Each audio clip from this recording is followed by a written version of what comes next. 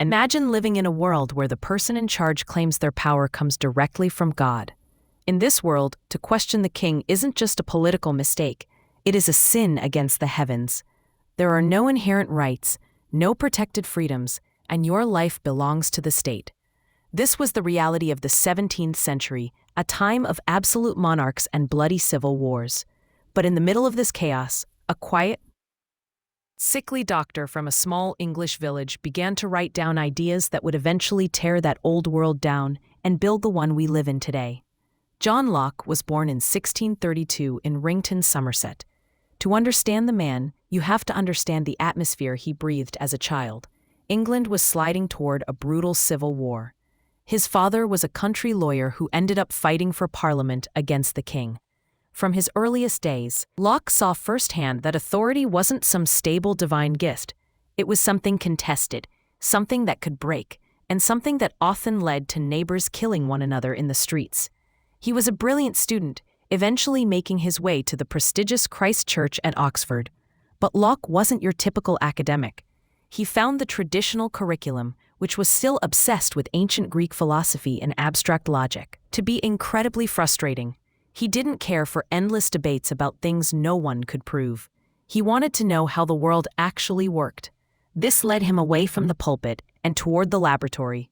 He became fascinated by medicine and the new experimental sciences, studying the works of pioneers like Galileo and Robert Boyle.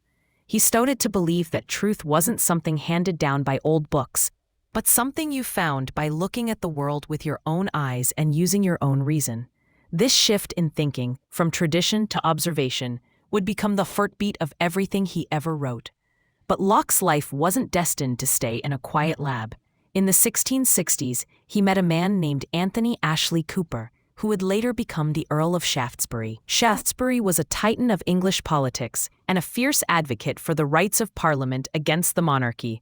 Locke became his personal physician, but he quickly became much more than that. He became a confidant, a researcher, and a political strategist. Suddenly, the doctor was at the very center of a high-stakes game of power. He saw in the inner workings of the royal court, the backroom deals, and the growing paranoia of a government that felt its grip slipping. It was during this time that Locke's theories began to harden. He watched as the government used fear and religion to control the people, and he started to ask a dangerous question. If a government exists to protect its people, what happens when that government becomes the very thing the people need protection from? By 1683, the walls were closing in. Shaftesbury had been accused of treason and fled to Holland. Locke, being so closely tied to him, knew he was a marked man. He lived in a shadow of suspicion, with spies watching his every move. Fearing for his life, he followed his friend into exile in the Dutch Republic. This was perhaps the most pivotal moment of his life. He was a man in his 50s, stripped of his possessions, living in a foreign land under an assumed name to avoid extradition. But instead of breaking him, exile set his mind on fire. In the relative tolerance of Holland, Locke found a community of thinkers who believed in religious freedom and intellectual liberty. He spent his years in hiding, writing the works that would change history.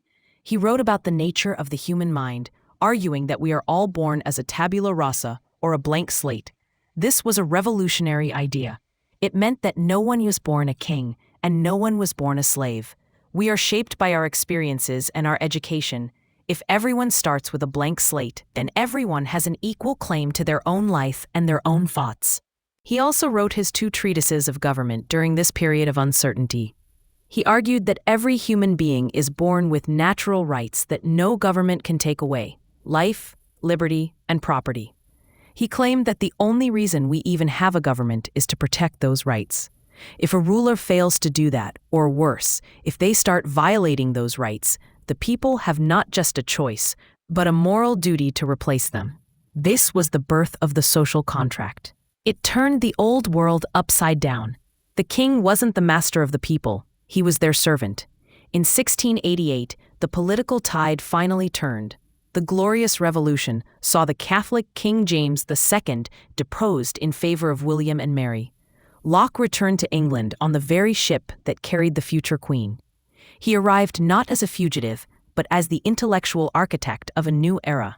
His ideas were no longer dangerous whispers. They were the foundation of the new English Bill of Rights. Locke spent his final years in the English countryside, finally safe and finally recognized. He continued to write about the importance of religious tolerance and the need for a rational education system that taught children how to think for themselves, rather than what to think. He died in 1704, but his words traveled far beyond the borders of England. Decades later, across the Atlantic Ocean, men like Thomas Jefferson would pick up Locke's books and use his very phrases to justify the creation of a new nation. When we look at the life of John Locke, we see more than just a philosopher.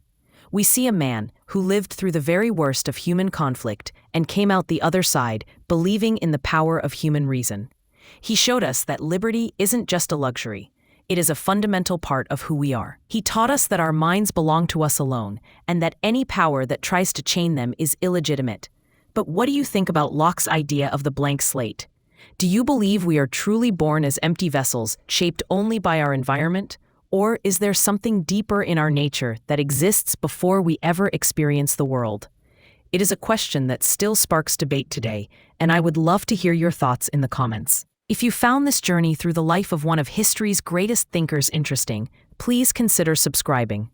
I have been working hard to bring more of these stories to you, and your support truly helps the channel grow. Thank you for watching, and I will see you in the next one.